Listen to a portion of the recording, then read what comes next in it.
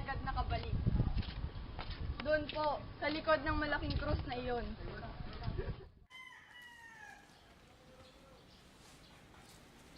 Saan na?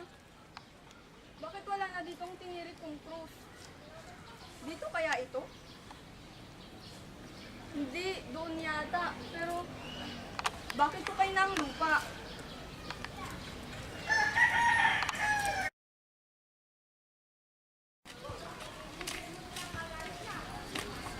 Nasaan ang libing na may krus? Yun bang may malaking krus? Siya nga. At ang libing, di po ba yung may halamang namumulaklak? Sampaga, adepa at pensamiento. Nasaan ang libing? Sinunog ko na po ang krus. Inutos sa akin ng malaking kura. Ang malaking kura? Oo, si Padre Garote. Ang bangkay? Saan mo dinala ang bangkay? Nandiyan ang bangkay. Inutos nila sa akin na ilipat sa libingan ng mga Chino. Pero, malakas ang ulan nung gabing yun at nabigat ang katawan ng bangkay. Kaya, Sinunod mo naman. huwag po kayong magalit. Hindi ko po nilibing sa libingan ng mga inchik. Naisip ko na mas mabuti kung sa'yo na lang ito papaanod kaysa ilibing sa libingan ng mga inchik. Isa kang sawing palad.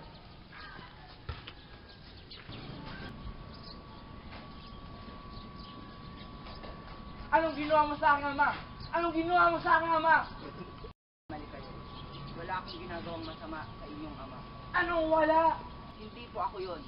Ang tinutukoy niya ay si Padre Damaso, ang pinalitan kong pari. Ha?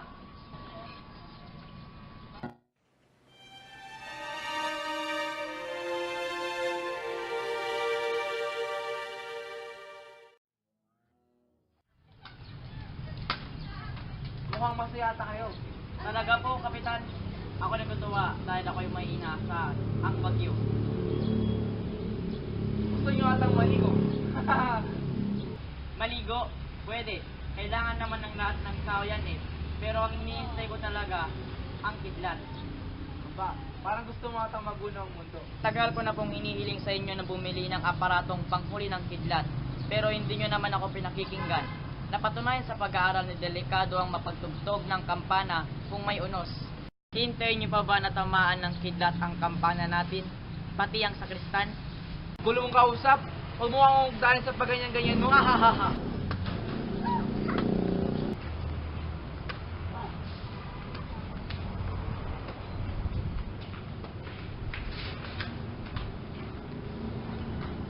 Para ba yan sa kaluluwa o parang sa kandila?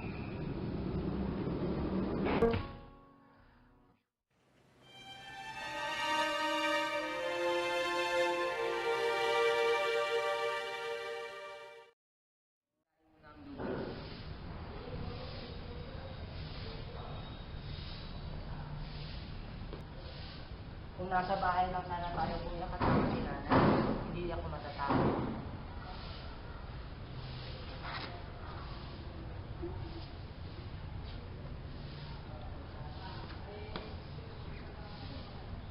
Ganito na lang ba tayo, kuya? Gusto ko na nga lang magkasakit ng matagal. Boss Crispy, mamamatay tayo sa gutom at si nanay ay mamamatay sa pag-aalala sa atin. Magkano ba ang ibabayad sa'yo ngayong buwan? Bayaran mo na kaya ang sinabi nilang ninakaw ko para makaalis na tayo dito. Kuya, bayaran mo na.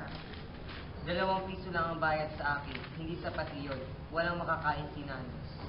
Papatayin daw nila ako pag hindi ako nakabayad. Pinapangako ko sa'yo, hindi ka mamamatay.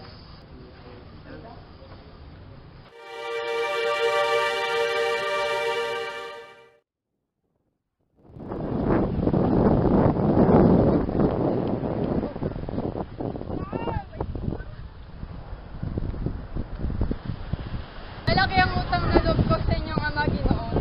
Lalong-lalo na sa pagtulong niya sa aking pagtuturo.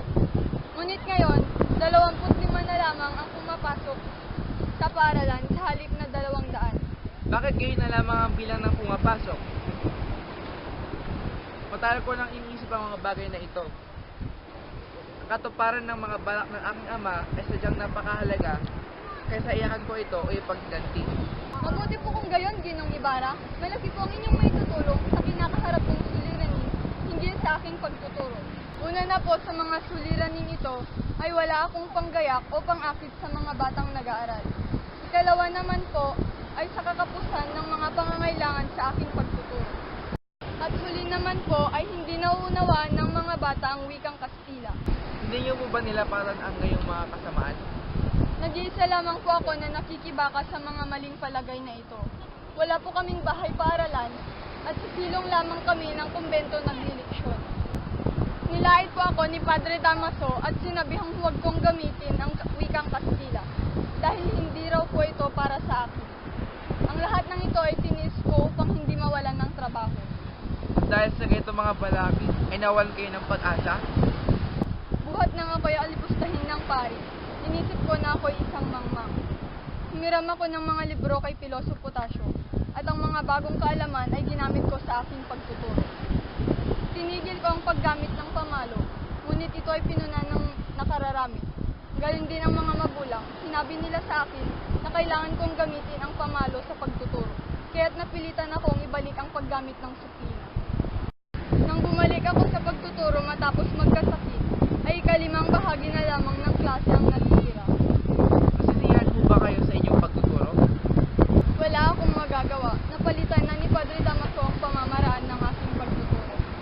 At imbis na kasaysayan ng Pilipinas ang unahin kong ituro, ay pinauna niya sa akin ituro ang relihiyon. Huwag kayong masyadong mag-alala. Inanyayahan ako ng Teniente Mayor na dumalo sa pulong ng tribunal. Baka sakaling malutas ang inyong mga suliranin.